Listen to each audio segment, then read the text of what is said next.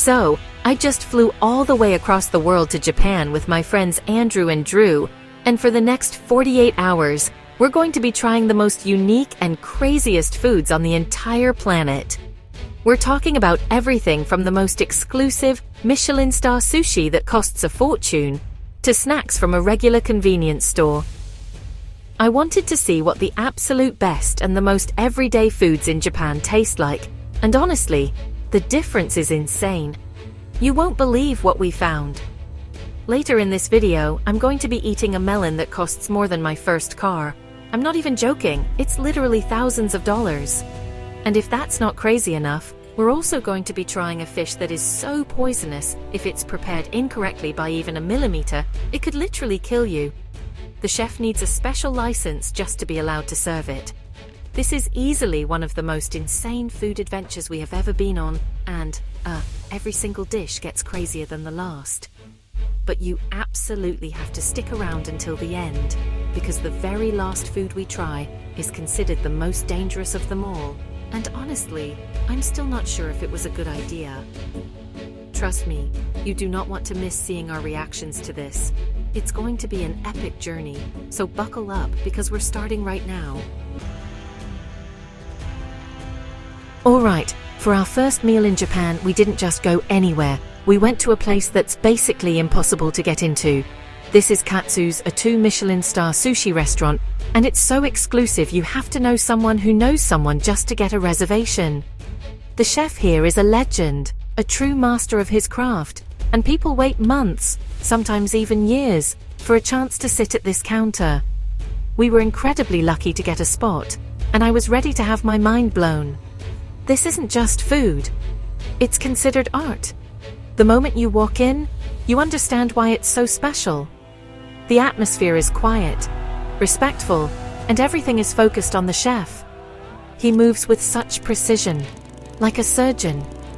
He explained to us that every single detail matters, from the temperature of the rice to the exact angle of the slice on the fish. He started us off with something I thought was super basic, white rice. But this wasn't just any rice. He told us this is the best rice in all of Japan, and honestly, he might be right. I've never tasted rice with so much flavor. It was unbelievable. Next up, he brought out the main event, the tuna. But this isn't the kind of tuna you get at your local grocery store. This was otoro, the fattiest, most prized part of the bluefin tuna.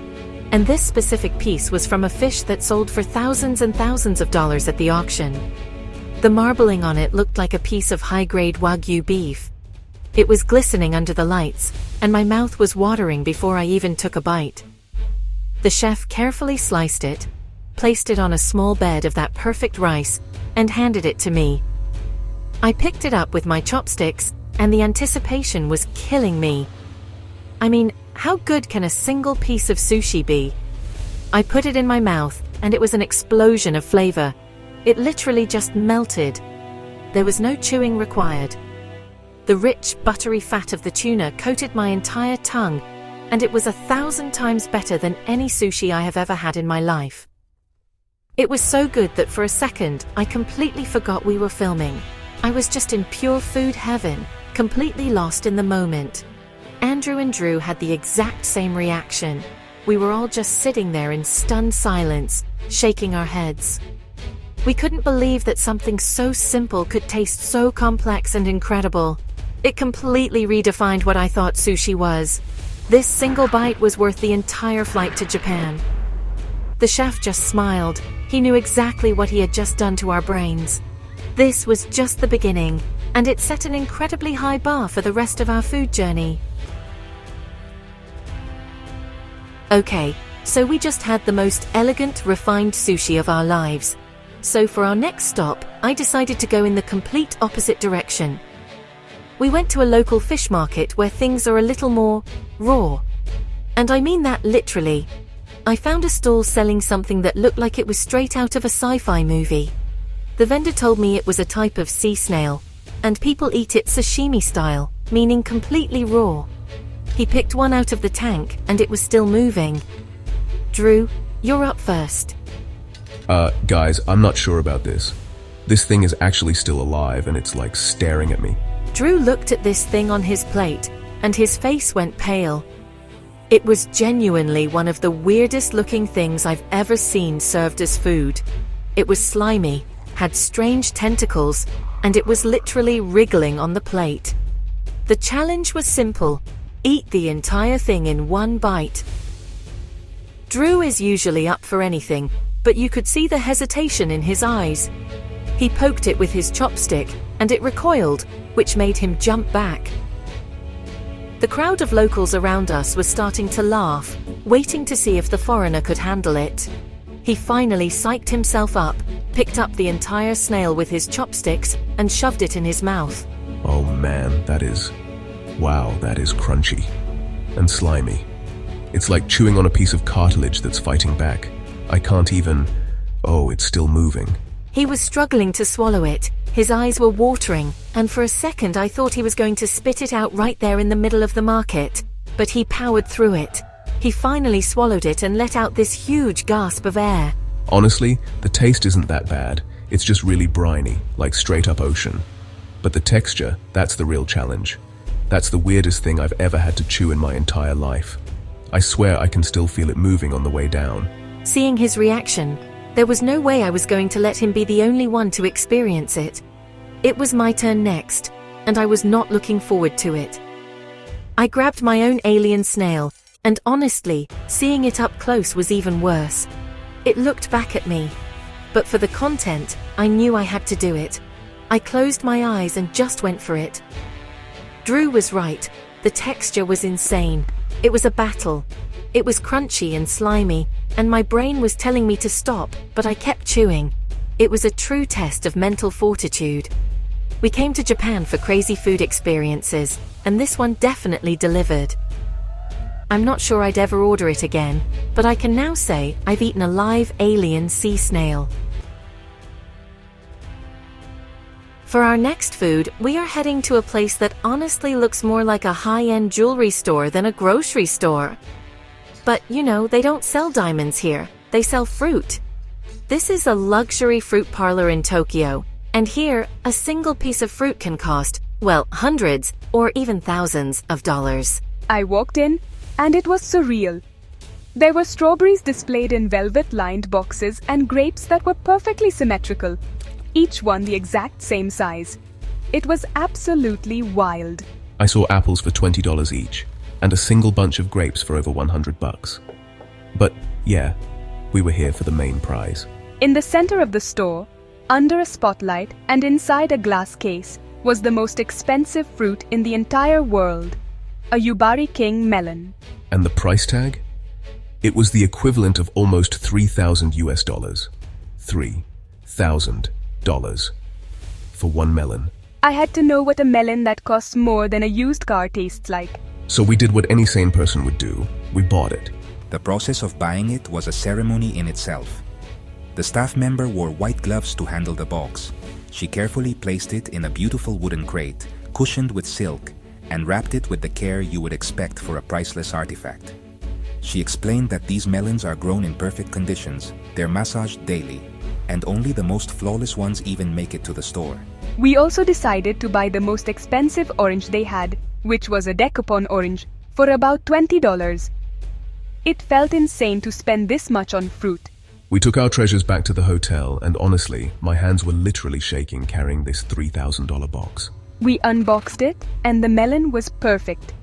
It had a perfectly symmetrical T-shaped stem and a flawless netted pattern on its skin. We sliced it open, and the aroma filled the entire room. It was the most incredible, sweet smell I've ever experienced from a fruit. The flesh was a vibrant orange, and it was just dripping with juice. I took a slice, and the moment of truth was here. Was it worth it? I took a bite, and my brain just short-circuited. It was unbelievably sweet, but not in a sugary way. It was a complex, floral sweetness that was unlike anything I've ever tasted. It was so juicy and soft that it just dissolved in my mouth, leaving this incredible aftertaste that lingered for minutes. The $20 orange was also the best orange I've ever had, but this melon was on another planet. It was a ridiculous, over-the-top, and completely unjustifiable purchase. but it was also one of the most delicious things I have ever eaten in my life. After spending thousands of dollars on a single melon, I wanted to see what the other end of the spectrum was like. So, we went to the one place you can find on almost any corner in Japan, a 7-Eleven. But I need you to forget everything you know about American 7-Elevens. The convenience stores in Japan, or konbinis as they're called, are on a completely different level. The food quality is legendary, and people will literally eat breakfast, lunch, and dinner here. We walked in, and I was immediately blown away by the sheer variety and quality of the food available. There was an entire wall of fresh, ready-to-eat meals. We're talking about restaurant-quality curry, different kinds of pasta, bento boxes with grilled fish and rice, and a massive section for onigiri, which are rice balls with different fillings. They even had high-quality sushi that looked better than what you get in some restaurants back home. It was overwhelming in the best way possible. Andrew decided to go all out. He grabbed a chicken katsu curry, some fried chicken nuggets that looked incredibly crispy, a few different onigiri, and even a packaged slice of cheesecake for dessert. His entire meal, which looked like a feast, cost him less than $10. $10! We just spent $3,000 on a melon, and now Andrew has a full-course meal for the price of a coffee. The contrast was absolutely insane. We paid for our items and found a small seating area to dig in. I took my first bite of the curry and my eyes just lit up. It was rich, flavorful, and the chicken was still crispy even though it had been packaged. I couldn't believe it came from a convenience store. Then I tried the fried chicken, which, honestly, was some of the best fried chicken I've ever had. Period. I was just in a state of pure satisfaction, devouring my entire meal and raving about every single item. It was better than most of the takeout food I get back in the States. Watching him enjoy that meal so much was a testament to the food culture in Japan. It shows that you don't have to spend a fortune to eat incredibly well. The attention to detail and the commitment to quality is present at every level, from a 2-Michelin star restaurant to a humble 7-Eleven. I grabbed an egg salad sandwich, which is famously good here, and it was incredible. The bread was like a cloud, and the filling was so creamy. Japan's convenience store food is not a joke, it's a culinary destination in itself. Alright, it's time for the final meal. And honestly, this is the one I've been dreading the most. We are about to eat fugu, also known as pufferfish. This fish is famously delicious, but it's also famously deadly. Parts of the fish, especially the liver and ovaries, contain a poison called tetrodotoxin, which is like 1,200 times more potent than cyanide. There is no known antidote, and a single mistake in the preparation can lead to paralysis and death. I am not exaggerating. This is serious. We arrived at a restaurant that specializes in fugu. The chef who prepares this fish has to go through years of intense training and pass a rigorous exam to get a special license. Our chef has been doing this for over 30 years, which is, slightly reassuring, but my heart is still pounding out of my chest. I brought out the live pufferfish to show you before I begin the preparation. It puffed up into a ball right in front of us, and it was a stark reminder that this cute, goofy-looking creature could actually end my life. The chef then took the fish to the kitchen to perform the most delicate and dangerous culinary procedure in the world. He has to carefully remove all the toxic organs without nicking them and contaminating the meat. One wrong slip of the knife is all it takes. While we waited, I was getting more and more nervous. Andrew and Drew were trying to lighten the mood, but I could see they were anxious too. Is this a good idea? Is this worth the risk just for a video? These thoughts were racing through my mind.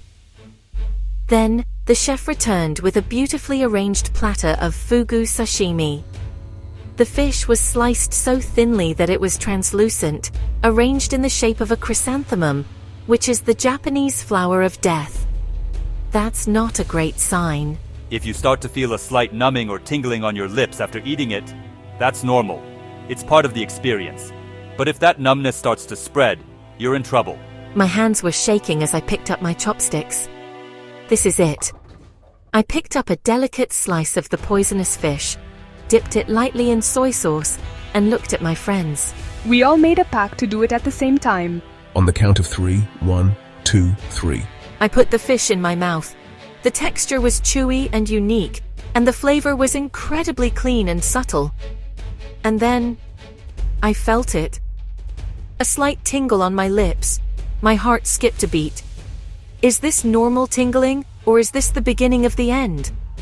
I'm waiting, and honestly, I am terrified. My lips are still tingling, but I'm alive. That was, without a doubt, the most intense and insane food journey I have ever been on. From the most expensive melon in the world to a fish that could have been my last meal, Japan's food scene is on another level. I want to give a huge thank you to everyone we met who shared their incredible food and culture with us. This was an experience I will never, ever forget, and I'm so glad I could share it with all of you. Now, I want to hear from you guys. We flew all the way to Japan for this video, but our next destination is in your hands. If you're from Japan, or if you just love this adventure, smash that like button. Let's see how many of you are watching from all the different countries around the world. The country with the most likes on this video is where we are going to fly to next for another crazy adventure. So represent your country and let me know where we should go. This has been absolutely epic. A massive shout out to my friends Andrew and Drew for being willing to eat poisonous fish and live snails with me. And a special shout out to my editor Andreas for making this video look amazing. You guys are the best. Don't forget to vote with your likes, and I'll see you guys next week.